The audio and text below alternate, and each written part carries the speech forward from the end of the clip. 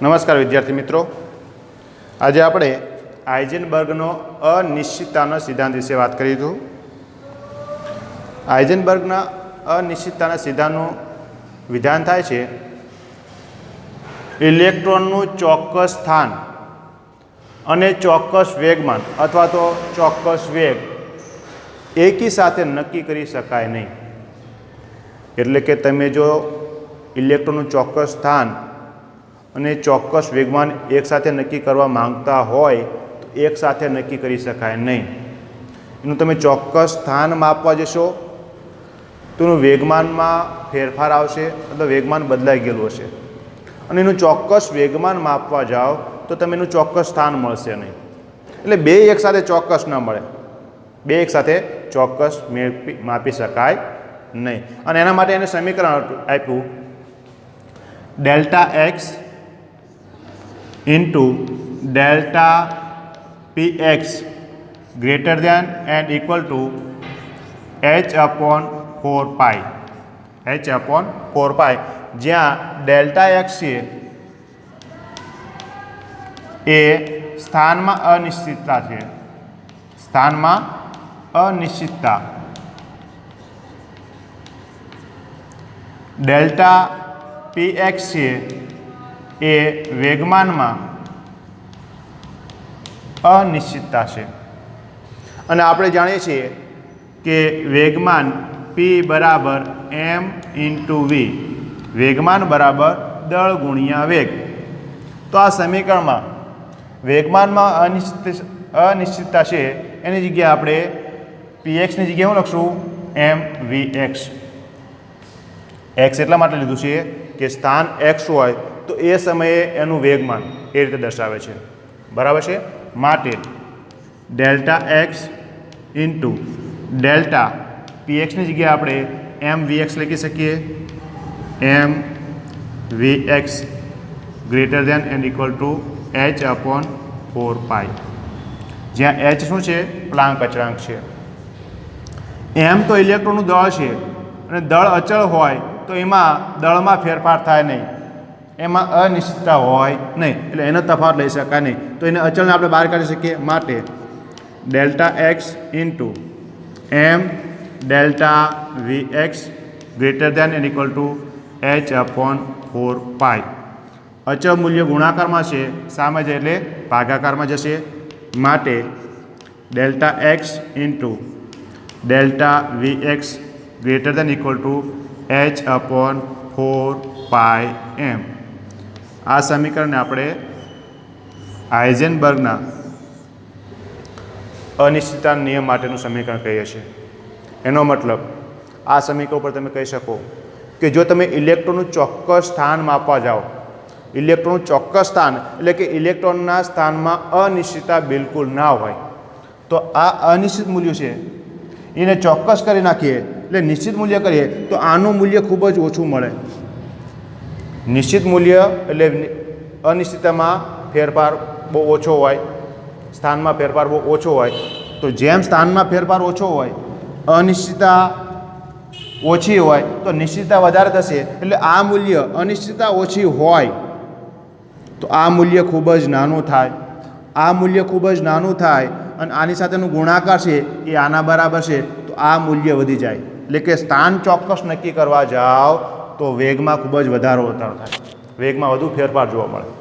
અને એનાથી ઉલટું વિચારીએ કે જો વેગ તમે ચોક્કસ રીતે માપો, તમે ચોક્કસ વેગ નક્કી કરો, અનિશ્ચિત નહીં નિશ્ચિત વેગ નક્કી કરો, તો નિશ્ચિત હોય એનો મતલબ કે આનું મૂલ્ય ખૂબ જ ઓછું થઈ જાય, આનું મૂલ્ય ખૂબ જ ઓછું થઈ જાય. ચોક્કસ વેગ નક્કી કરો તો આનો ફેરફારનું મૂલ્ય છે, સ્થાનના ફેરફારનું મૂલ્ય વધુ મળશે, સ્થાનમાં અનિશ્ચિતતા વધારે મળશે. કેમ કે બંનેના ગુણાકારનું મૂલ્ય છે એ આના બરાબર થતું હોય.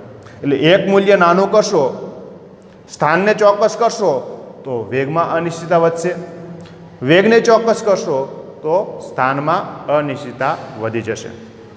અને આપણે એક ઉદાહરણ દ્વારા સમજીએ અનિશ્ચિતતાનું ઉદાહરણ.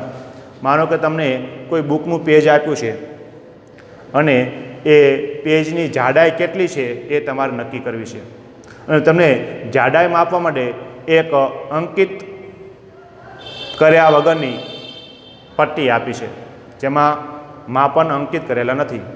અને એ પટ્ટી વડે તમને પેજની જાડાઈ માપવાનું કહે તો આપણે જાડાઈ માપી શકીએ?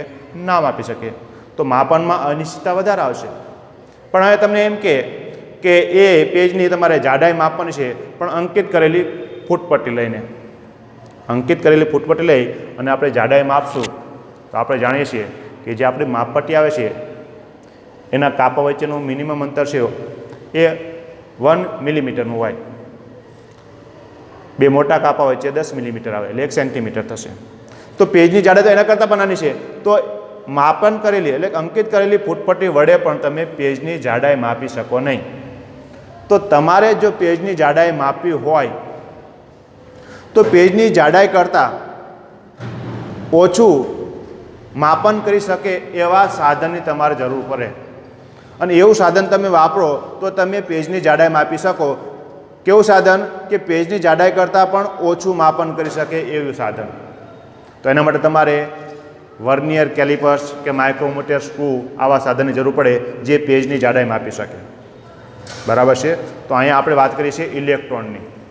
ઇલેક્ટ્રોનનું ચોક્કસ સ્થાન માપવું છે. અને ઇલેક્ટ્રોનનું ચોક્કસ સ્થાન માપવું હોય તો ઇલેક્ટ્રોન તો કેવો છે? ઇલેક્ટ્રોન તો બિંદુભાર છે. ઇલેક્ટ્રોન કેવો છે? બિંદુભાર છે. એનું સ્થાન માપવું હોય તો ઇલેક્ટ્રોનના જે પરિમાણ હોય, એનું દળ કેવો કે એનું લંબાઈ કે ગોળાઈ જે કંઈ હોય, એના પરિમાણ કરતાં નાના પરિમાણ હોય એ વસ્તુ વડે તમે એનું ચોક્કસ સ્થાન નક્કી કરી શકો. આથી આપણે ઇલેક્ટ્રોનને જો અવલોકિત કરવો એટલે ઇલેક્ટ્રોનને જોવો હોય તો એના પર વિદ્યુત ચુંબકીય વિકિરણ એટલે કે ફોટોન આપાત કરવામાં આવે. વિદ્યુત ચુંબકીય વિકિરણ આપાત કરવામાં આવે. વિદ્યુત ચુંબકીય વિકિરણ કેવું હોવું જોઈએ? તો વિદ્યુત ચુંબકીય વિકિરણની જે તરંગ લંબાઈ છે એ ઇલેક્ટ્રોનના પરિમાણ કરતાં નાની તરંગ લંબાઈ હોવી જોઈએ. જો મોટી તરંગ લંબાઈ હશે તો ઇલેક્ટ્રોન છે એના પરિમાણ કરતાં મોટી છે તો ઇલેક્ટ્રોન વડે એને જોઈ શકશો નહીં આપણે. એટલે એ વિકિરણ વડે ઇલેક્ટ્રોનને જોઈ નહીં શકાય. પરંતુ ટૂંકી તરંગ લંબાઈ હોય, ઇલેક્ટ્રોનના પરિમાણ કરતાં ટૂંકી તરંગ લંબાઈ વાળું વિકિરણ તમે ઇલેક્ટ્રોન પર આપાત કરશો તો ઇલેક્ટ્રોન છે એ પ્રદીપ્ત થશે. ઇલેક્ટ્રોન ઉપર થશે ઝબકારો થશે. એટલે આપણને ખબર પડે કે ઇલેક્ટ્રોનનું સ્થાન ક્યાં છે. આપણે વિકિરણ આપાત કરશું અને વિકિરણની તરંગલંબાઈ કેવી હોવી જોઈએ? ઇલેક્ટ્રોનના પરિમાણ કરતાં નાની. લેમ્બડા બરાબર h/p દ બ્રોગલીનું સમીકરણ. તરંગલંબાઈ ટૂંકી હોય એનો મતલબ કે વેગમાન p નું મૂલ્ય છે, વેગમાન p નું મૂલ્ય કેવું હશે? વધારે હશે. ટૂંકી તરંગલંબાઈવાળા વિકિરણ માટે વેગમાનનું મૂલ્ય વધારે હોય અને વેગમાન વધારે હોય એટલે કે એની પાસે ઉર્જા વધારે હશે. તો જ્યારે આવા વિકિરણ તમે ઇલેક્ટ્રોન ઉપર પડશે ત્યારે ઇલેક્ટ્રોન સાથે એ વિકિરણ ટકરાશે.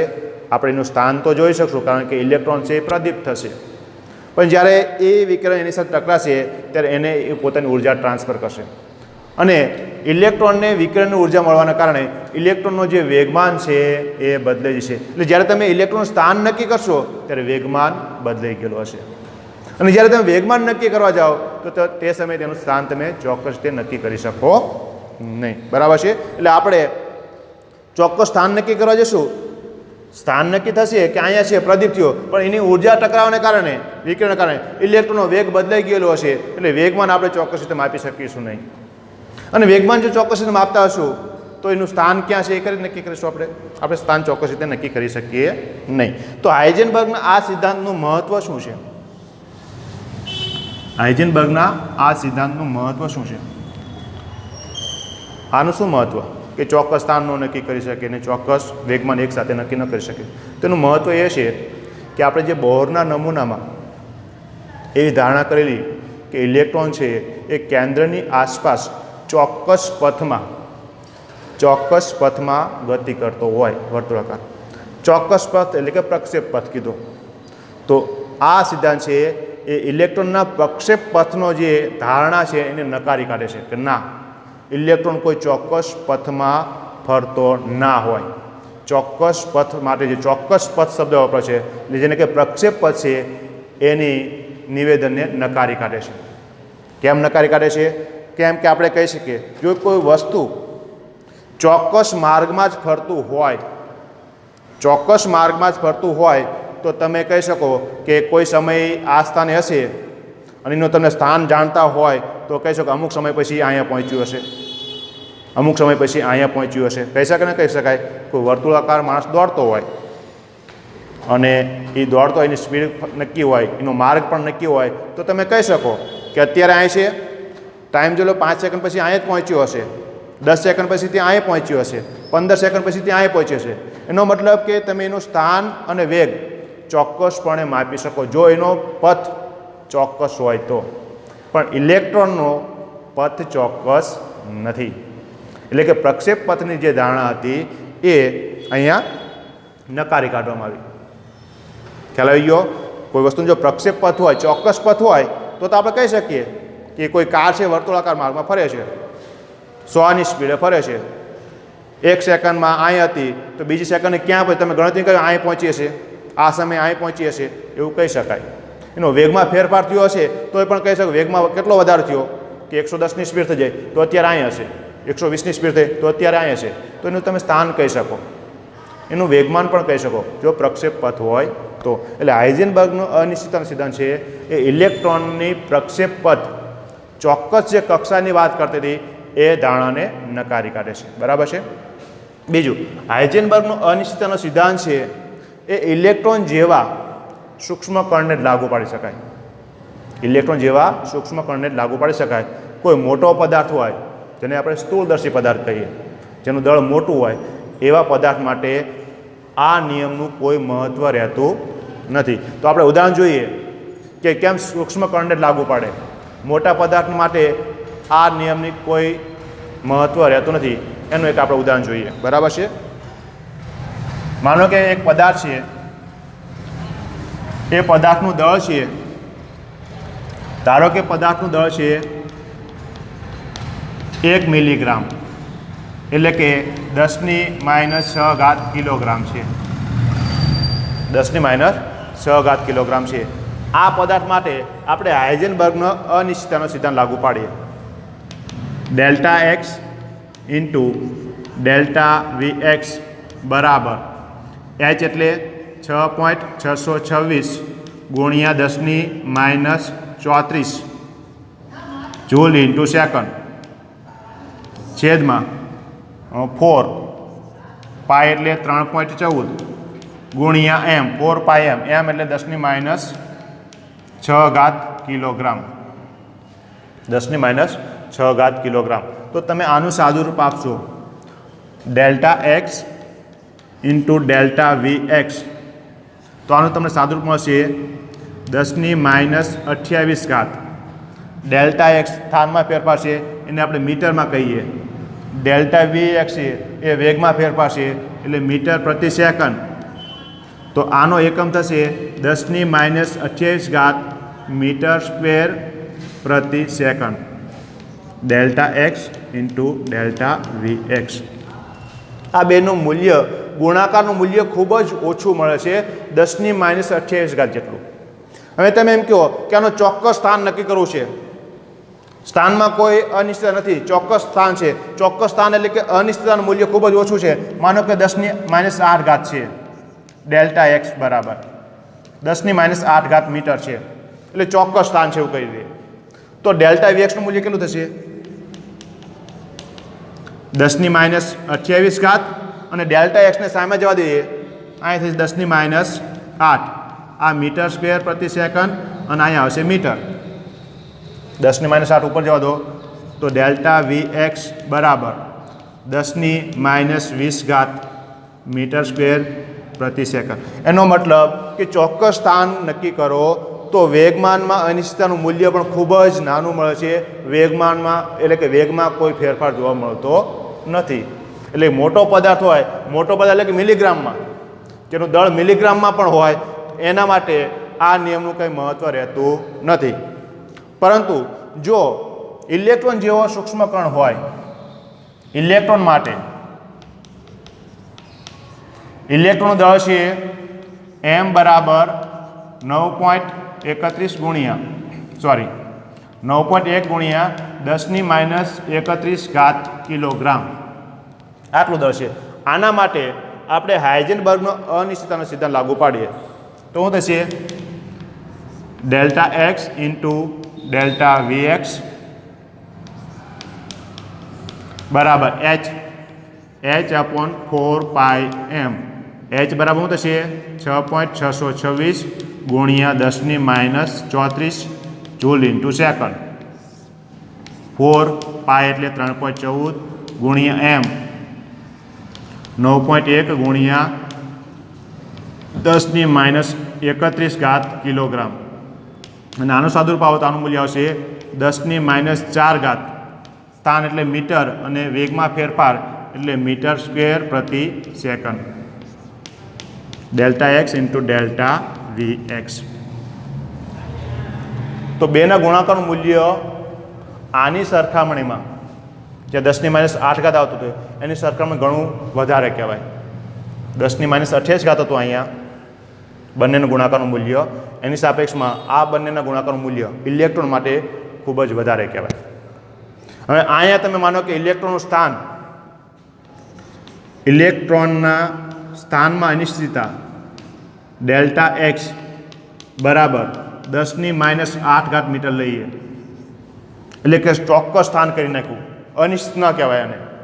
10⁻8 સ્થાનમાં ફેરફાર હોય, ખૂબ જ નાનું મૂલ્ય છે એટલે ચોક્કસ સ્થાન આપણે ગણી શકીએ. એટલે સ્થાન ચોક્કસ કરી નાખ્યું તો વેગમાં કેટલો ફેરફાર થશે? માટે 10⁻8 metre into delta v x બરાબર 10⁻4 મીટરનો વર્ગ પ્રતિ સેકન્ડ. માટે ડેલ્ટા વી એક્સ બરાબર 10⁻4 મીટરનો વર્ગ પ્રતિ સેકન્ડ છેદમાં 10⁻8 મીટર. માટે ડેલ્ટા વી એક્સ બરાબર 10⁻8 ઉપર જવા દો, મીટર જતું રહેશે તો આવશે 10⁻4 મીટર પ્રતિ સેકન્ડ. એનો મતલબ કે ઇલેક્ટ્રોનનું તમે ચોક્કસ સ્થાન કરી નાખો, ઇલેક્ટ્રોનનું ચોક્કસ સ્થાન નક્કી કરી નાખો તો વેગમાં આટલો ફેરફાર થઈ જાય 10⁻4 મીટર પ્રતિ સેકન્ડ. અને આ તો ખૂબ જ મોટું મૂલ્ય છે. એટલે સૂક્ષ્મ પદાર્થ માટે હાઇઝનબર્ગના અનિશ્ચિતતાનું મૂલ્યનું મહત્ત્વ છે. પણ સ્થૂળદર્શી પદાર્થ જેમાં દળ 1 મિલીગ્રામ પણ હોય એના માટે આ નિયમનું કોઈ મહત્ત્વ રહેતું નથી. અલ્ટિમેટલી આ નિયમને આધારે આપણે શું નક્કી કરી શકીએ?